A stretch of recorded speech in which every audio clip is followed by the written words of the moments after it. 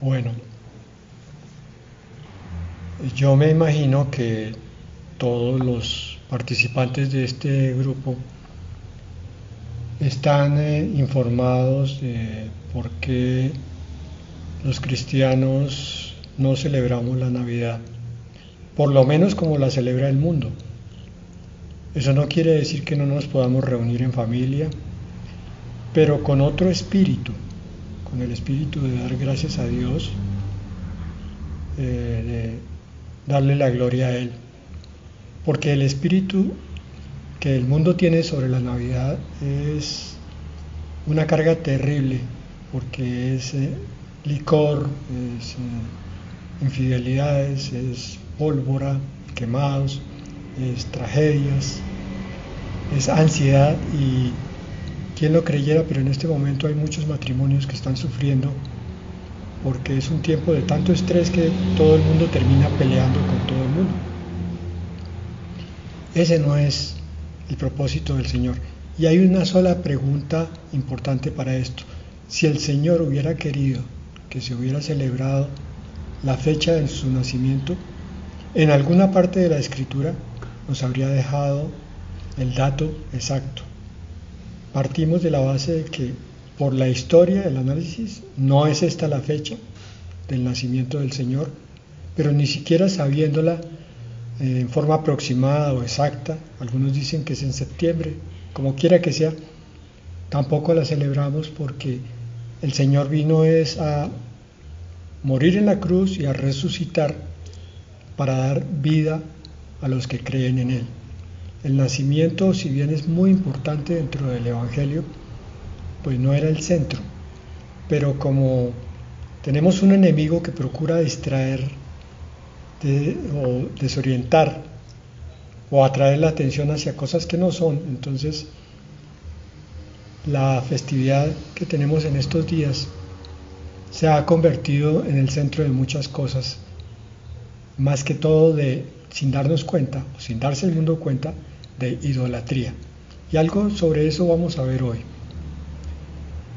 Solo hay dos equipos para jugar. ¿En cuál de los dos estás jugando tú? Josué 24, versículos 14 al 20.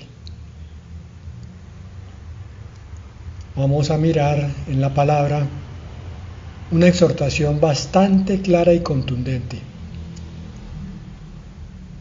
Dice la palabra del Señor, versículo 14, por lo tanto, teme al Señor y sírvelo con todo el corazón, echa fuera para siempre los ídolos que tus antepasados adoraron cuando vivían del otro lado del río Éufrates y en Egipto. Sirve únicamente al Señor.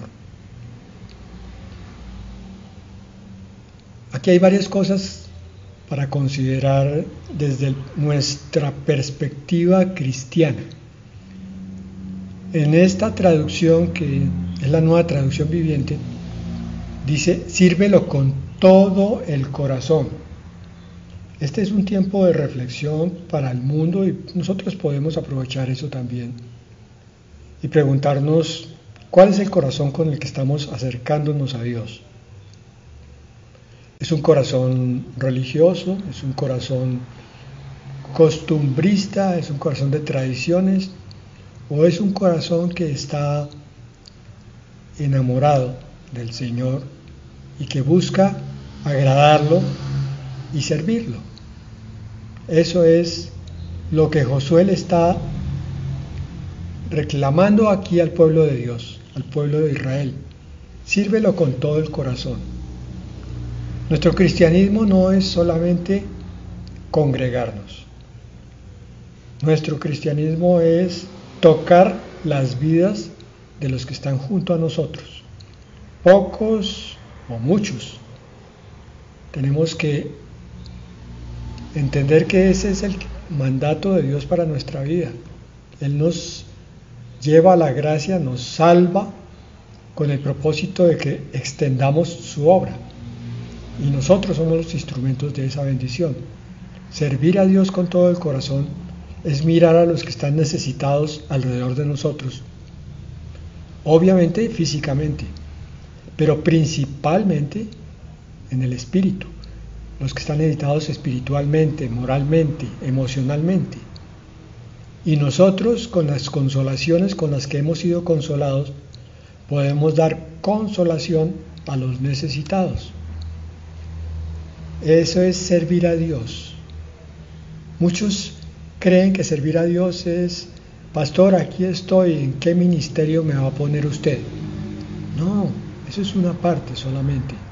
Es más, tú puedes tener un ministerio y no estar sirviendo a Dios como Él quiere. En cambio, lo contrario puede ser completamente cierto. No tener ningún ministerio, entre comillas, en la iglesia, en la congregación, no estar nombrado como nada, y sin embargo en tu vida cotidiana miras a los necesitados y los sirves, estás sirviéndole a Dios. Pero hay una frase a continuación del versículo 14 que nos pone a pensar: echa fuera para siempre los ídolos que tus antepasados adoraron, y termina este versículo diciendo: sirve únicamente al Señor. Porque si la palabra es tan vigente, al hablar de ídolos nos ponemos a pensar en figuras hechas con las manos, con esa semejanza de hombre que tienen, y de pronto en un altar. Pero no pensamos que ídolos pueden ser muchísimas cosas de nuestra vida cotidiana. De pronto aquello que nos llama la atención más que buscar de Dios.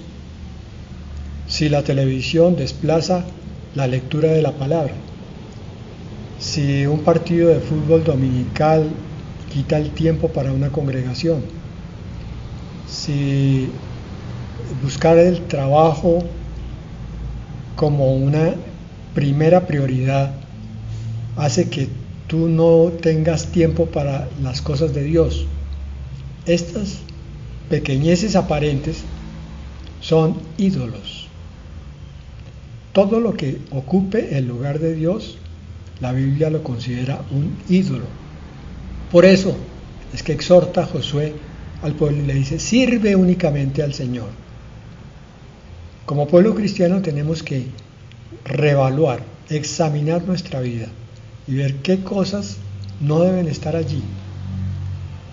En el versículo 15 profundiza sobre esto que acaba de plantear aquí. Pero si te niegas a servir al Señor, elige hoy mismo a quién servirás. Uy, esto es muy duro. Al pueblo de Dios, el que está haciendo los oficios de líder, Josué, les dice al pueblo de Dios, insisto, si te niegas a servir al Señor. ¿Eso qué quiere decir?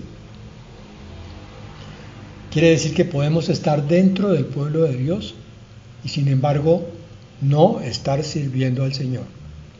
Y si no lo estamos sirviendo, nos estamos negando a servir, porque de lo que de gracia recibimos, de gracia tenemos que dar. Y siempre lo que se opone al servicio a Dios son los ídolos. Por eso la siguiente pregunta: ¿acaso optarás por los dioses que tus antepasados sirvieron del otro lado del Éufrates? ¿Cómo tomamos esa frase? ¿Acaso tú estás adorando algo que hace que te acerques a Cristo como si estuvieras haciendo lo mismo que tus antepasados en una religión? ¿Cómo te acercabas cuando tenías esa religión de donde provienes? La mayoría de nosotros, por lo menos. Entrabas a un sitio, dizque porque había que hacerlo, porque era el día del Señor. Y en ese sitio no pasaba absolutamente nada. Tu interior no era tocado ni transformado. Tu exterior estaba completamente distraído. Entonces, si eso es lo que estamos haciendo en la iglesia del Señor hoy, quizás hemos convertido el cristianismo en esos dioses que nuestros antepasados sirvieron. O hace otra pregunta: ¿o preferirías a los dioses de los amorreos en cuya tierra vives hoy? ¿Cuáles son los dioses del mundo? El dinero, la fama, los cantantes, los futbolistas, la gloria, el poder, el ser tenido en cuenta por los demás, el vestir a la última moda, así no se tenga lo suficiente incluso, pero hay que guardar la apariencia. De pronto no hay para ciertas cosas vitales y sin embargo entonces se gasta uno 400,000 pesos en un par de zapatos que podría servir perfectamente para comprarse 3 de 150,000. ¿Por qué invertí tantas cosas? Para después decir, miren la marca de mis zapatos. Bueno, estos son dioses de los que hoy el mundo adora, de la tierra donde vivimos, de los amorreos.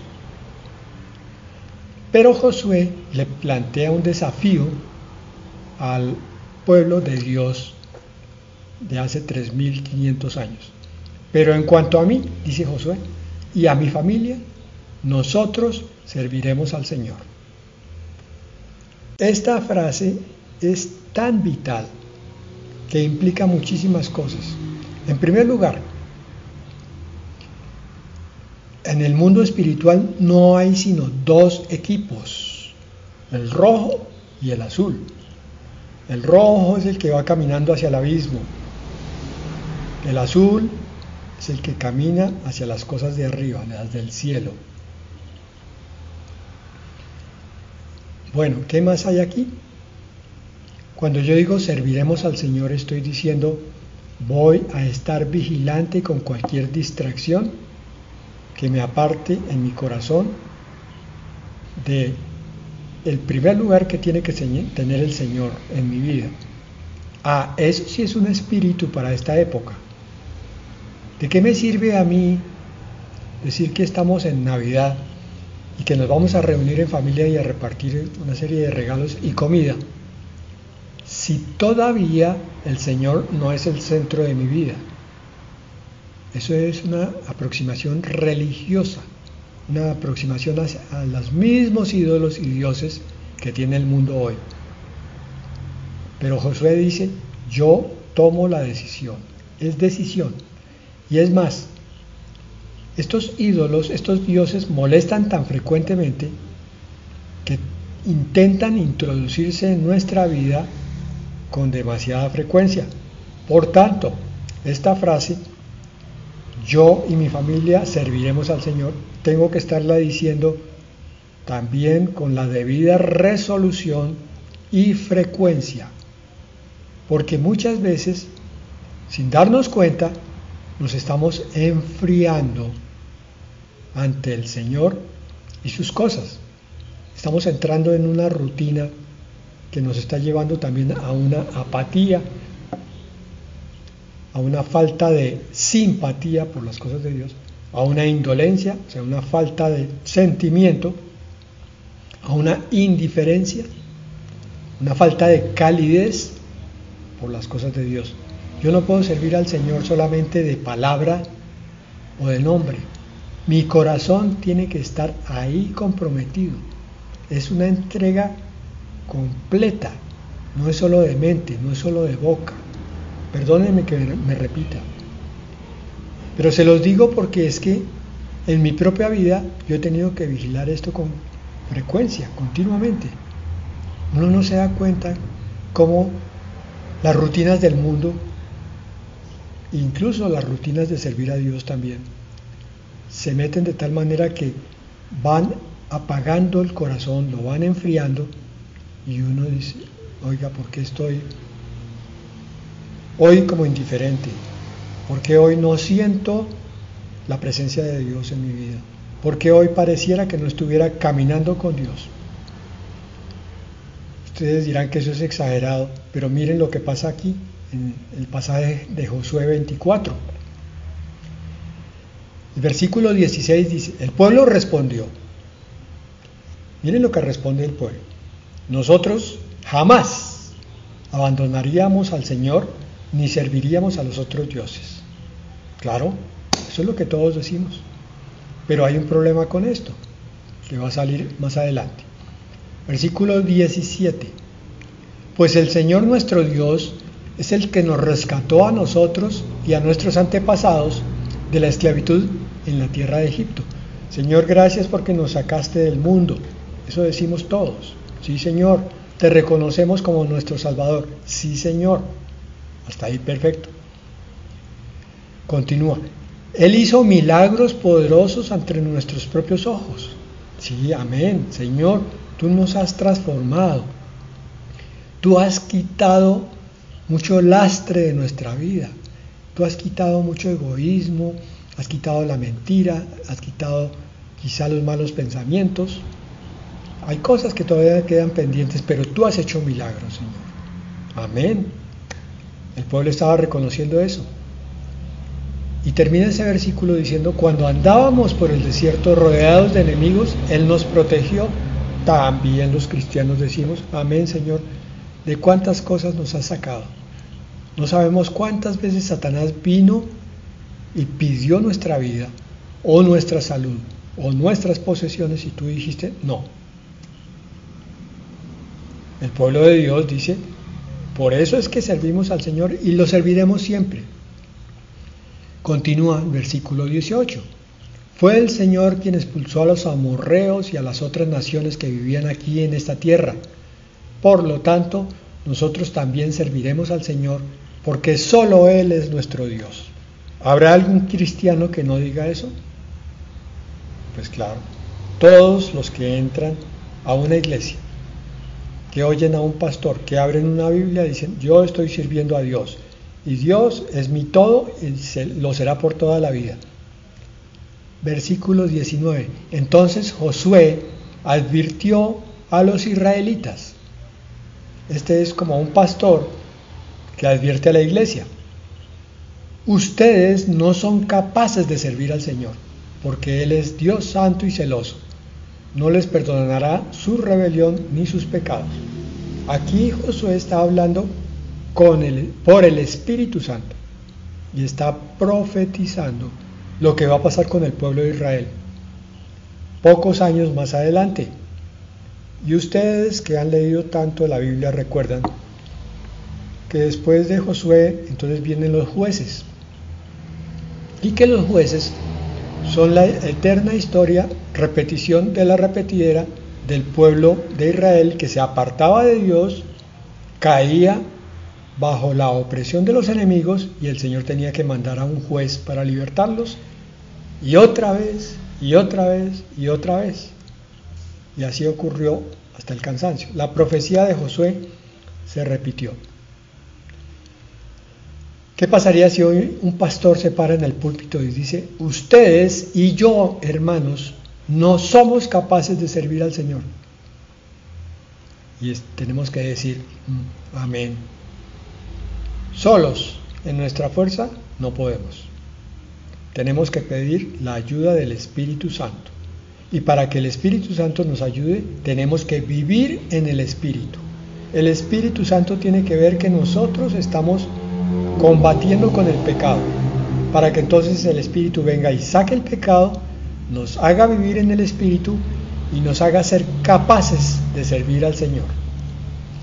Entonces, cuando uno ve a un cristiano que no sirve al Señor, hermano, ¿usted cuánto lleva con el Señor en su vida cristiana? No, pastor, yo llevo 10 años.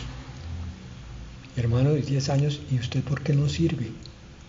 No, pastor, es que mire, yo no tengo tiempo, es que mire que yo no sería capaz de visitar una cárcel ni un hospital. Hermano, es que servir al Señor es de pronto hablar con su vecino.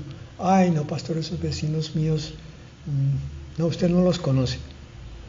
Ese hermano que está sacando tantas disculpas para servir al Señor está cumpliendo también la profecía de Josué. Ustedes no son capaces de servir al Señor. ¿Por qué? Porque es que el servicio al Señor no es algo que se proponga en la carne, es algo que Dios trae al espíritu del hombre a través del Espíritu Santo, y lo dice la palabra. Él pone el querer como el hacer por su buena voluntad. Y Él pone las buenas obras puestas de antemano también, para que en ella crezcamos. Entonces, es completo. Dios conoce nuestras limitaciones y conoce que necesitamos toda su ayuda para que nuestra vida sea de milagro. Y por eso nos da el trabajo, pero nos da también la capacidad para desarrollar ese trabajo. Entonces, el que no sirve al Señor simplemente es que no le cree a Dios. No cree que Dios sea capaz de quitarle cualquier montaña que tenga al frente, monte de dificultad. Quítate monte y échate al otro lado, porque mi Dios es poderoso. Y entonces, cuando hace eso, la próxima vez va a poder decirle a su familiar, a su vecino: venga, hermano, déjeme orar por usted. Venga, le explico esto que le puede servir a usted. Estoy interesado en su problema. Cuando no está el Espíritu de Dios, hay egoísmo. Y cuando hay egoísmo, no hay interés en los problemas de los demás.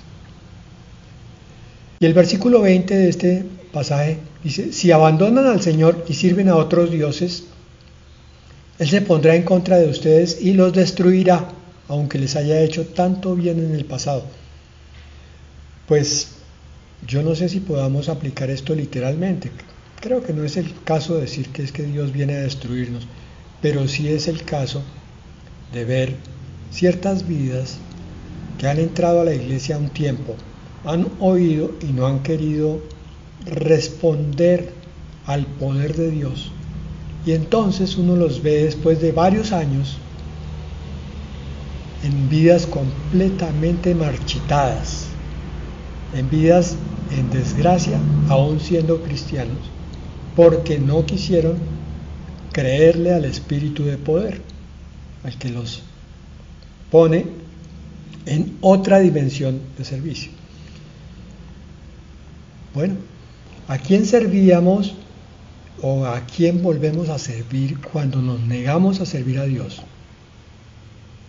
Pues ni más ni menos que a un equipo comandado por un líder bastante complicado, bastante peligroso, que está descrito aquí en 3 pasajes, rápidamente.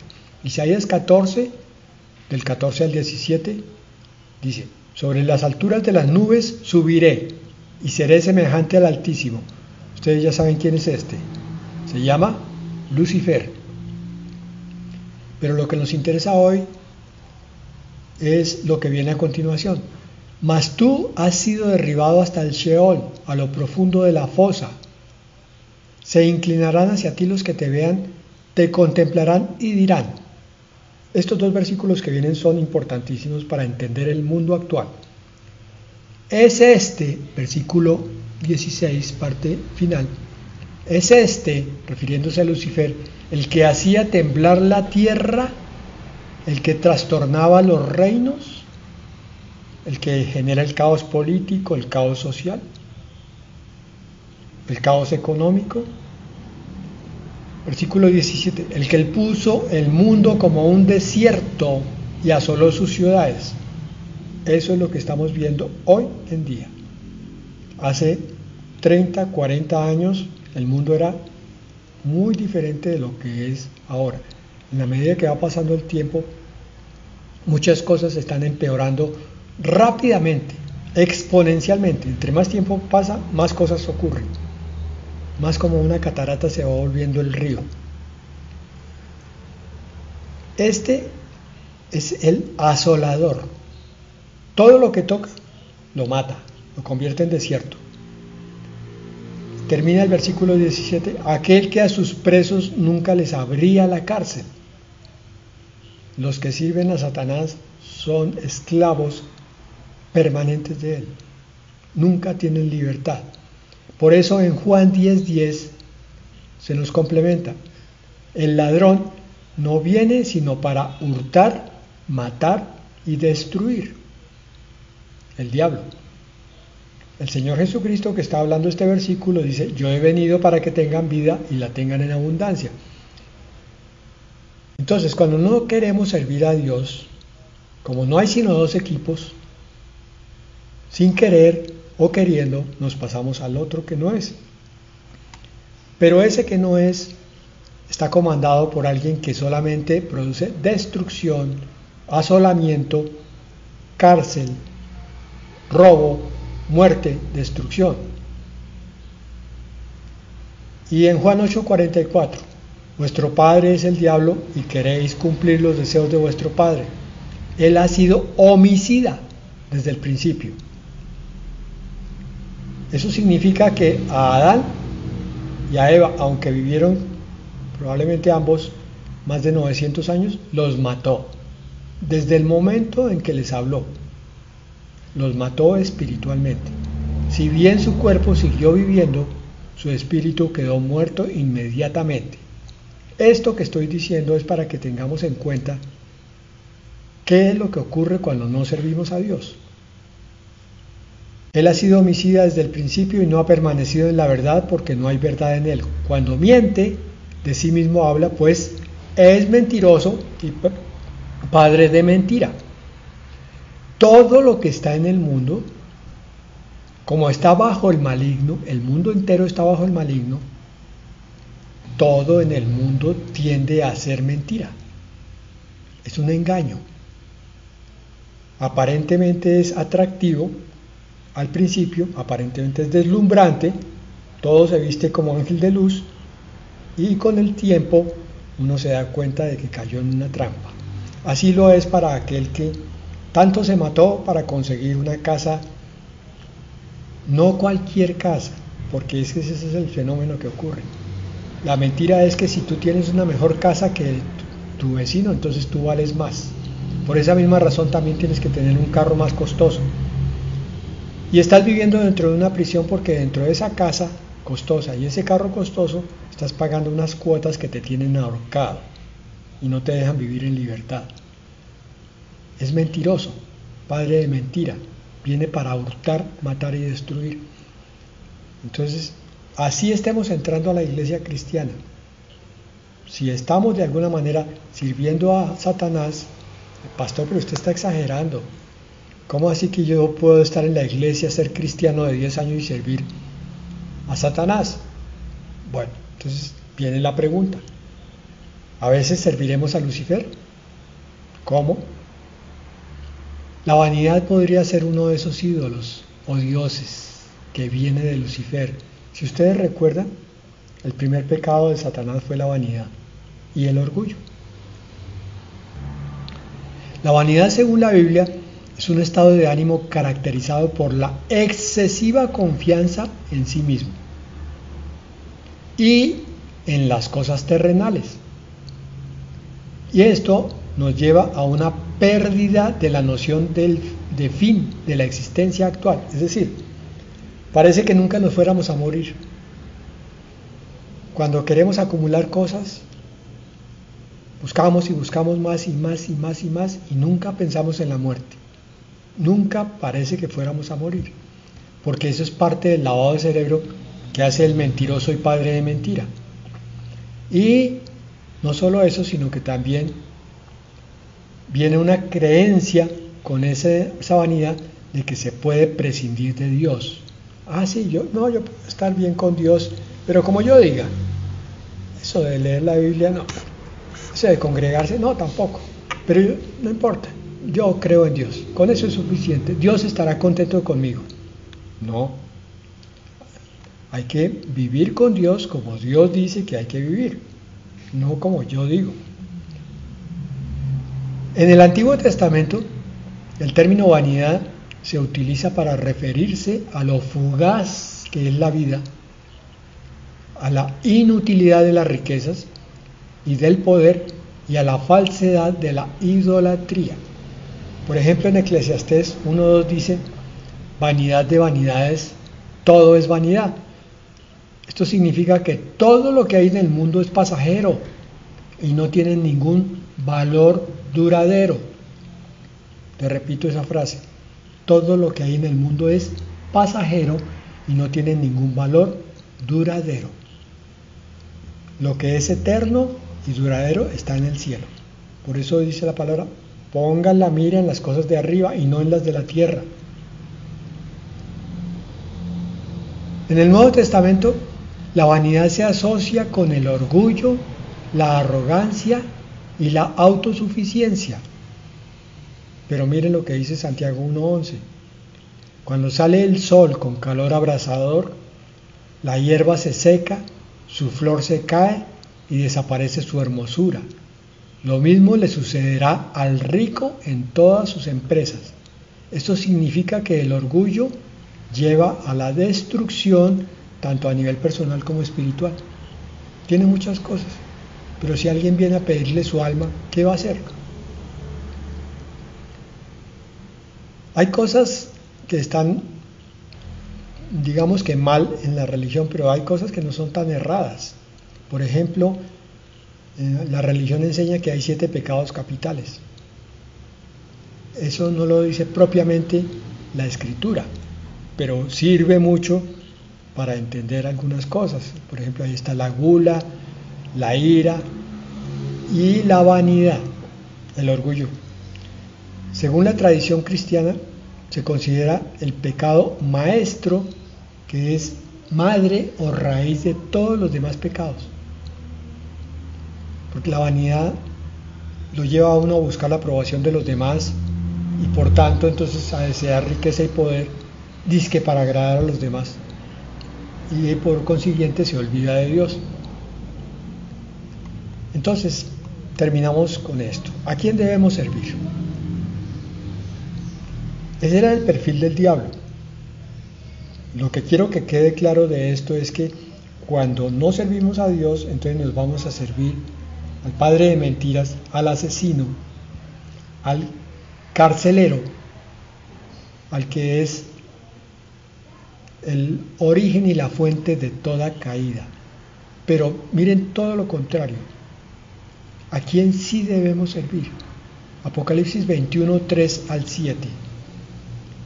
Y oí una gran voz del cielo que decía: contemplad el tabernáculo que Dios ha establecido entre los seres humanos.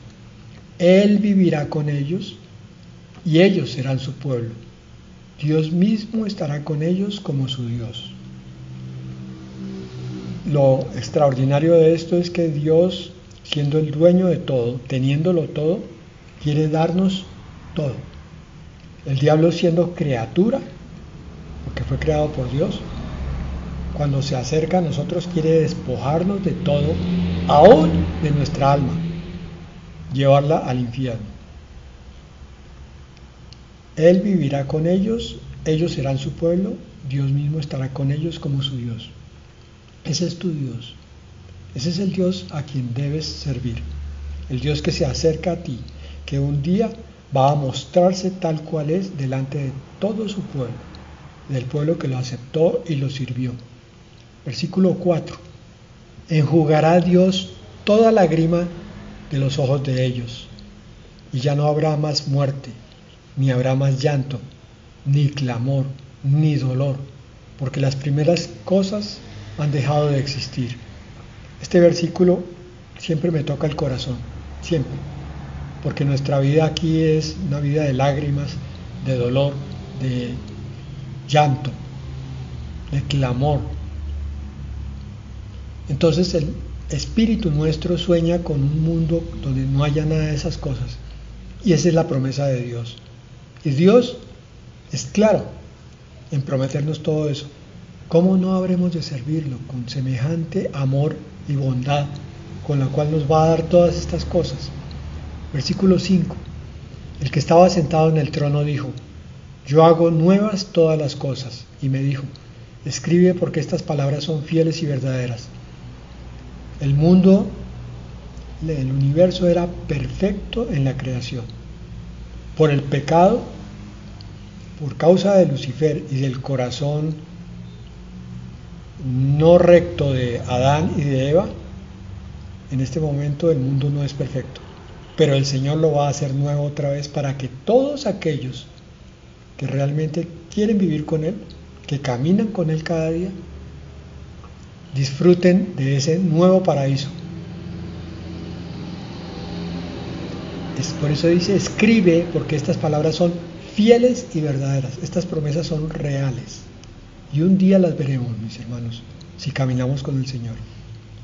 Versículo 6, también me dijo, ya todo está hecho, yo soy el alfa y la omega, el principio y el fin. Al que tiene sed, le daré a beber gratuitamente de la fuente del agua de vida. ¿Tienes sed, hermano? ¿Sed de Dios? Es algo que tienes que cultivar. Es algo que tienes que decidir tener. La sed se compone de dos partes. Una, del corazón que es realmente hijo de Dios. Pero otra es como un pequeño fuego al que hay que estar alimentando continuamente. Tener sed de Dios es un arte. Y la sed de Dios se tiene buscando más de Dios contradictoriamente. Entre más lees tú la palabra, entre más hablas con Dios, entre más lo buscas, más quieres buscarlo.